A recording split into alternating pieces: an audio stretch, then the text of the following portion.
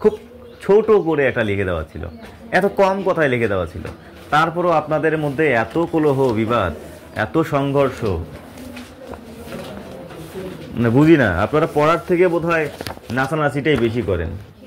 মানে এটা মনে হয়, মানে কথা ছড়ানো, কথা লাগানো, এই যে ব্যাপারগুলো, এটা অভ্যস্ত হয়ে গেছেন আপনারা। সকালবেলা এসছেন যে সময়টাতে, এসে যদি আপনারা একবার দুবার এটার দিকে চোখ লাগাতেন, বোধ করি এটা সম্পূর্ণ আপনাদের মুখস্থে আসতো।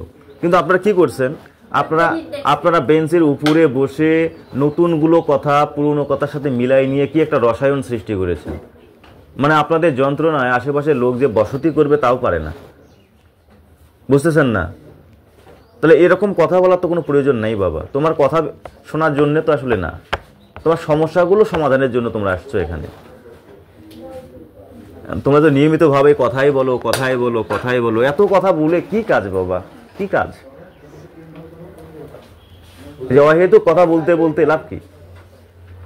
তোমার আজকের এটা পাঠটা হয়নি, কালকে এটার উপর লিখিত পরীক্ষা যদি আমি নেই, তুমি তো আবার ওই নায়ের মধ্যেই থাকবা, লাভ কি? হয়তো বা একজন দুজন লিখতে পারবে, বাকিরা পারবে না। এতে কি হলো, কি ফয়সালা আসলো?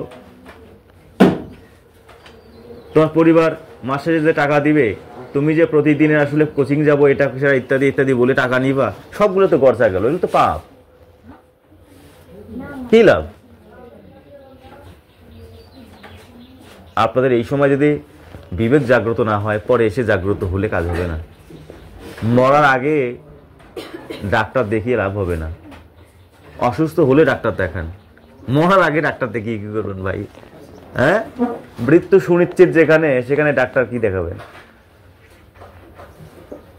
মাথায় রাখেন, আপনার ঘুমন্ত আছেন এখনো, বিবেক ক্লেশে বন্দি। আপনার জাগ্রত হতে হবে, সজাগ হতে হবে।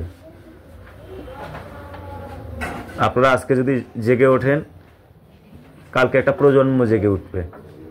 আপনারা জেগে উঠলে পুরো পৃথিবী জেগে উঠবে। কিন্তু আপনারাই তো ঘুমন্ত। প্রত্যেকে তার নিজের মতো থেকে একটু জাগ্রত হন, বিবেকটা একটু নাড়ায় দেন।